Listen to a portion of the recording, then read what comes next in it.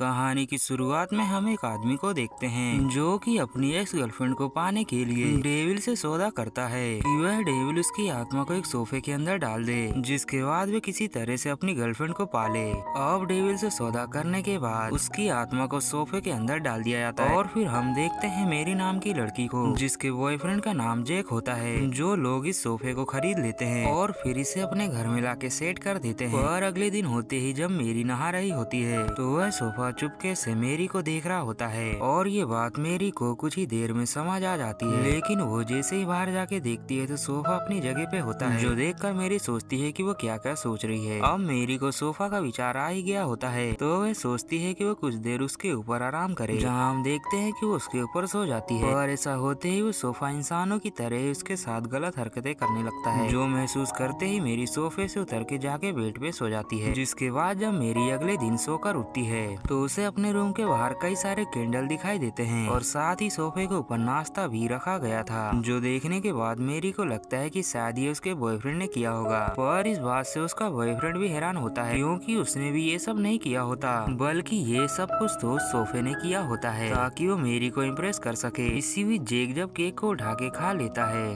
तो ये देखकर उस सोफे को बहुत ही ज्यादा गुस्सा आ जाता है और अगले ही पल वो उससे थोड़ी दूर हट जाता है, जो देखकर जेक को लगता है कि शायद ये उसका भ्रम होगा।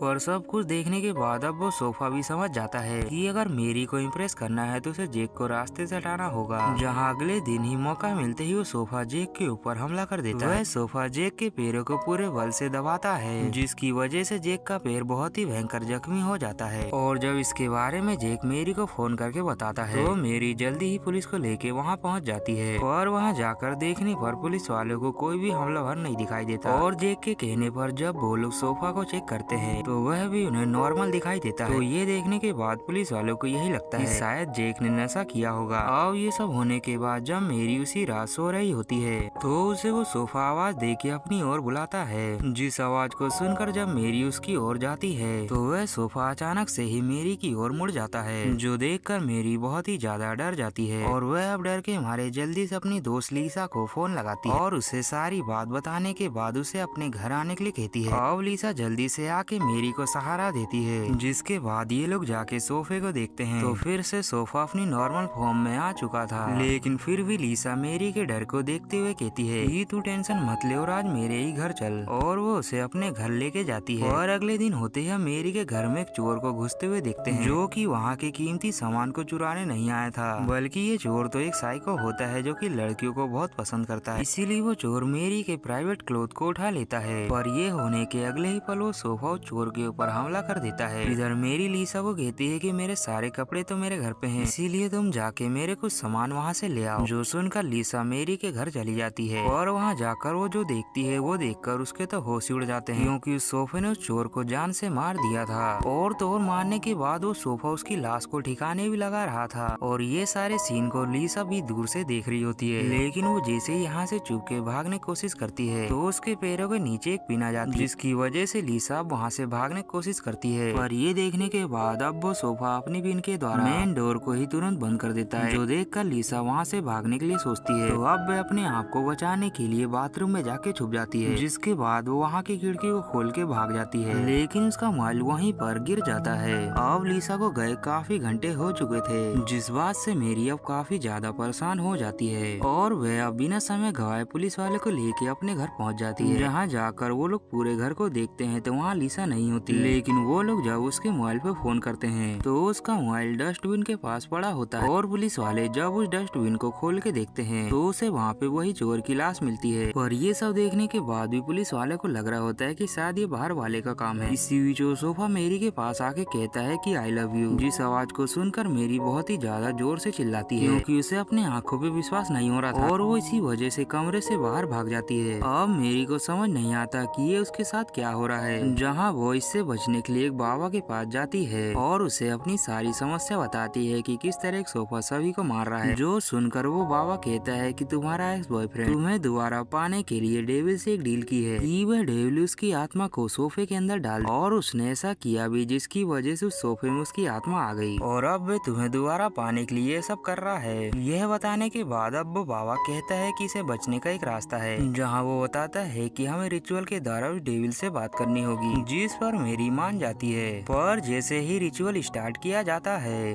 तो उस बाबा को अचानक ही हार्ट अटैक आ जाता है और वो तड़प तड़प के वहीं पर मारा जाता है, जिसकी वजह से मेरी की अब आखिरी उम्मीद भी टूट जाती है। पर अब मेरी भी उस सोफे को मारने का सोच लेती है। इधर पुलिस वाले मेरी के घर की सीसीटीवी फुटेज देख रहे होते हैं, जहाँ घंटों तक देखने के बाद उन्हें भी समझ आ जाता है कि वह सोफा मेरी का हमेशा ही पीछा करता था। और अब ये देखने के बाद पुलिस वालों को भी कंफर्म हो जाता है कि इन सारे हादसों के पीछे उस सोफा का ही हाथ है। इधर मेरी घर आने के बाद उस सोफे को पेट्रोल से जलाने की कोशिश करती है और वो जैसे ही माचिस की कांडी को जलाती है तो वह सोफा उसे फूंक मार के बुझा देता है। पर मेरी उस माचिस को बार बार जलाती है, लेकिन वह सोफा उसे हर बार ही बुझा देता। और अब ये होने के बाद वो सोफा ट्रांसफॉर्म होके खड़ा हो जाता है, जिसके बाद वो मेरी को मारने के लिए आगे बढ़ता है। लेकिन तभी उतने में वहाँ पर पुलिस वाले आके उस सोफे के ऊपर गोली चलाते हैं, जिसकी वजह से सोफे की आत्मा बाहर निकल कर मेरी को ही पजेस्ट कर लेती है और अब मेरी उस आत्मा के पूरे ही कंट्रोल में आ जाती है। और फिर ऐसा होने के बाद ही अगले दिन मेरी उस पुलिस वाले को अपने घर बुलाती है और कॉफी के अंदर जहर डाल के उसे पिला देती है, जिसे पीते ही उस पुलिस वाले की वहीं पर मौत हो जाती है। और उसके मरते ही वो आत्मा उस पुलिस वाले को भी अपने बस में कर लेती है, जिसकी वजह से वो पुलिस वाला उठ खड़ा होता है। और अब ये दोनों मिलकर तहलका मचाएंगे और हम देखते हैं कि लीसा भी जिंदा होती है, जो कि चुप के ये सब देख लेती है। और इसी सस्पेंस के साथ ये कहानी भी यहीं पर दी एंड हो जाती है। उम्मीद है दोस्तों आपको ये कहानी जरूर पसंद आई होगी।